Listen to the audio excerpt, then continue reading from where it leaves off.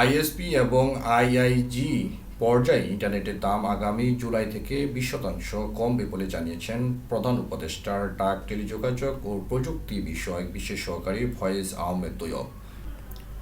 বৃহস্পতিবার বিশ্ব টেলিযোগাযোগ ও তথ্য সংঘ দিবস উদযাপন উপলক্ষে রাজধানীর আগারগাঁওয়ে বিটিআরসি ভবনে এক সংবাদ সম্মেলনে তিনি এ ঘোষণা দেন। ফয়েজ আহমদ তৈয়ব বলেন, আগামী 1 জুলাই থেকে আইএসপি এবং আইআইজি পর্যায়ে ইন্টারনেটের দাম 20% কমবে, পরে গ্রাহক পর্যায়ে দাম কমবে। তিনি আরও বলেন, মোবাইল কোম্পানিগুলোকে বলতে চাই, দাম কমানোর উদ্যোগ নেওয়া হয়েছে। আমরা নাগরিকদের কম দামে মানসম্মত ইন্টারনেট দিতে চাই।